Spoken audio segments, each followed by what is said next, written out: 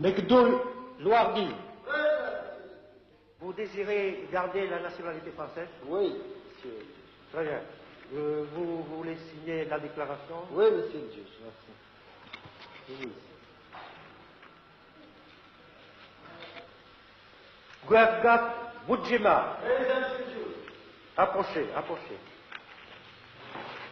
Vous désirez garder la nationalité française? Oui, monsieur le juge. Très bien. Signez la déclaration. Oui, monsieur le juge. Cette cérémonie a lieu tous les mercredis. Au camp militaire de Rivesaltes, près de Perpignan, nous avons vu les harkis rapatriés d'Algérie faire leur premier pas dans la vie métropolitaine.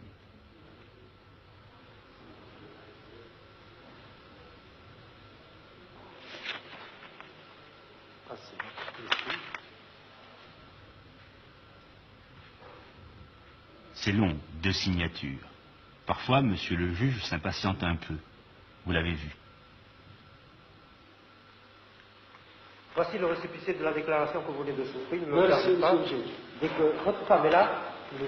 Ah, approchez, madame. Guergat Boudjima. Présent, monsieur le juge. Approchez. Vous désirez garder la nationalité française, madame? Oui, monsieur. Bon, tenez, je vais vous délivrer le récépissé de la déclaration. Vous savez signer? Vous savez signer? je connais pas. Hein?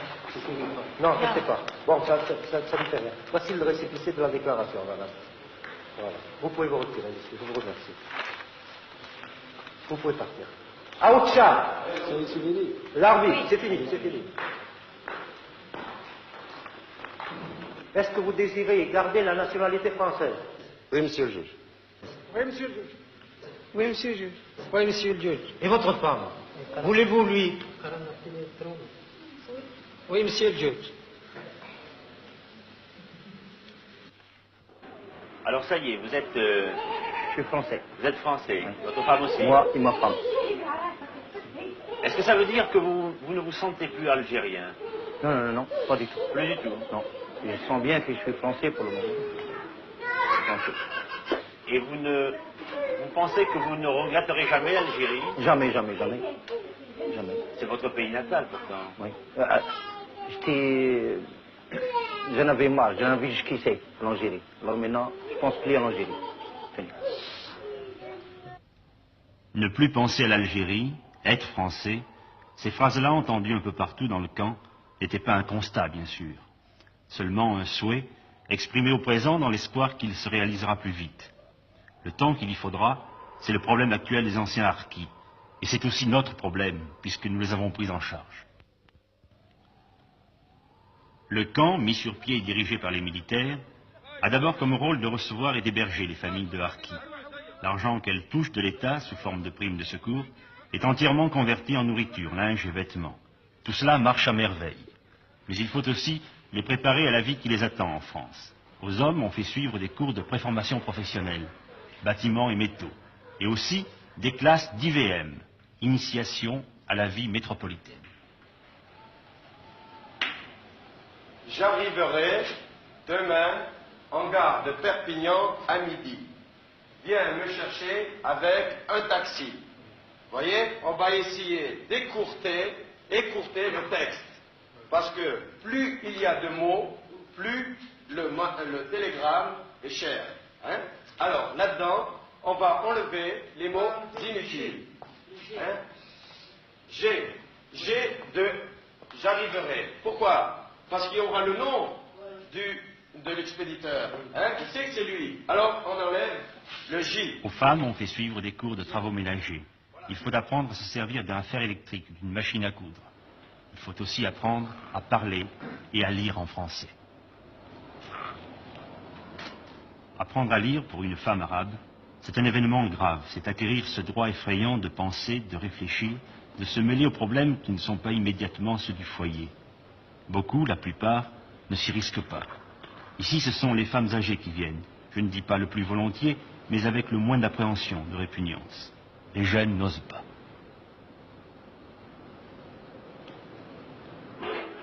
Dites-moi, est-ce que votre femme parle français? Non, elle comprend, mais il ne parle pas. Si vous le parlez, vous le causez, il comprend ce que vous dites, mais pour répondre, il ne faut pas répondre. Vous comprenez ce que nous disons, madame? قال لك لو كان نهضر معك تفهمي تنقول لك بالفرنساويه. Ça serait plus pratique que votre femme parle français, non? Pour la vie de tous les jours, enfin. Moi je voudrais bien parce que là-bas à l'Algérie c'est l'homme qui fait le marché, qui fait ça. Et moi je voudrais bien que ma femme qui est à ma place, c'est ma femme qui fait le marché, qui l'achète, qui fait tout ça. Moi je voudrais bien ça, qu'il apprenne. Quand vous aurez une paye, un salaire, vous lui donnerez de l'argent pour le ménage? Oui, je donne. Et je donne d'argent, mais il ne sait même pas compter. Ils ne connaissent pas ni billets de 1000, ni de billets de 500. Ils ont billets de 500 ou billets de 5000, et pour elles, c'est pareil. Pourquoi est-ce qu'elle ne peut pas suivre les cours de rattrapage? Si. Je ne l'empêche pas d'aller. Qu'est-ce qu'elle en pense, elle? تروحي؟ تقري ولا ما تروحيش؟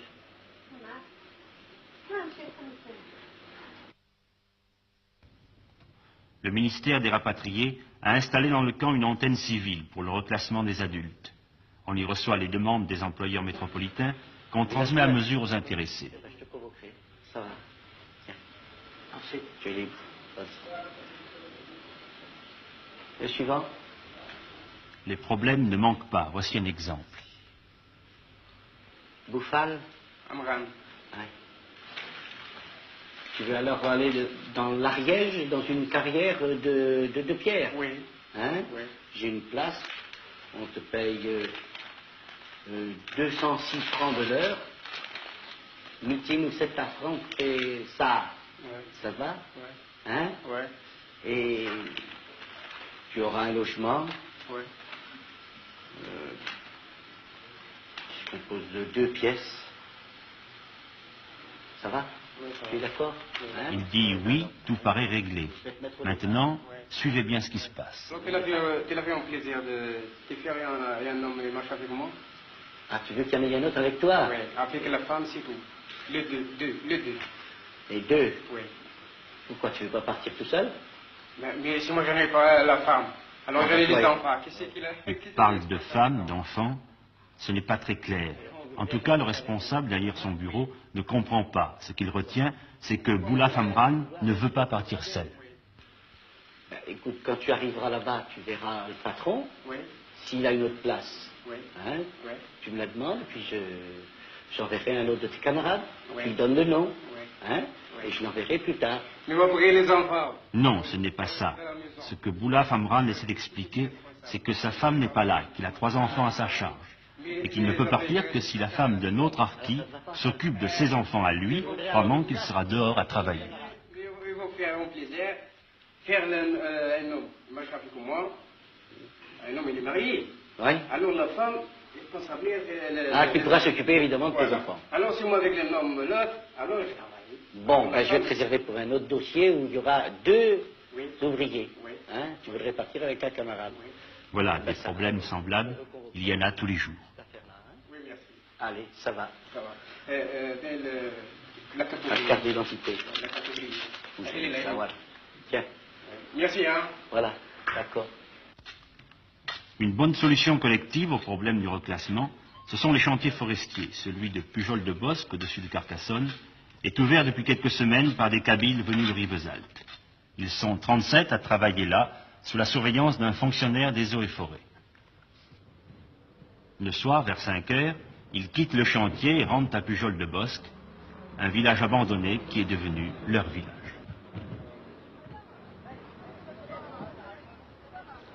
Ils s'installent peu à peu. On a refait pour eux une école, des adductions d'eau, les murs et les toits de 37 maisons, puisqu'il y avait 37 familles à reloger. Le problème reste l'isolement. Le village habité le plus proche, Villeneuve, est à 7 km, par une route étroite et sans revêtement, à peine carrossable l'hiver. Pourtant, les commerçants de Villeneuve se sont toujours arrangés pour monter jusqu'ici, quel que soit le temps. Le boulanger, que voici, vient chaque jour, le boucher 2 fois par semaine. L'épicier, ou plutôt l'épicière, 1 fois. Tous en fin d'après-midi, puisqu'il faut attendre que les hommes, qui seuls ou presque peuvent effectuer les achats, soient rentrés du travail. Le capitaine Boyer et l'adjudant-chef Vergès, qu'il va rejoindre, sont les responsables militaires du pays. Ils vont s'effacer bientôt devant l'autorité civile, c'est-à-dire devant monsieur le maire de Villeneuve, qui a Pujol-de-Bosc dans sa commune. C'est une expérience un peu particulière pour un maire de France d'avoir administré des musulmans, non? Oui, au début c'était un petit peu, ça m'a un peu gêné en somme, parce que ce sont des gens qui sont de notre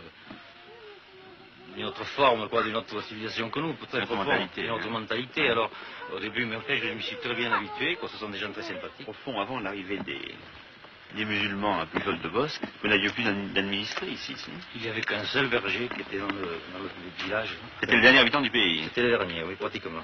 Et depuis, vous en avez combien de plus, par conséquent? 190 actuellement.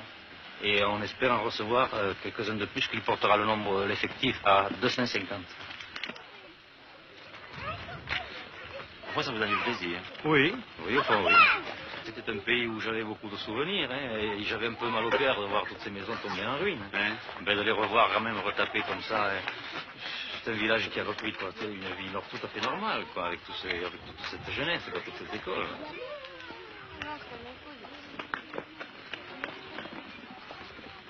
Ça te plaît de vivre en France? Oui.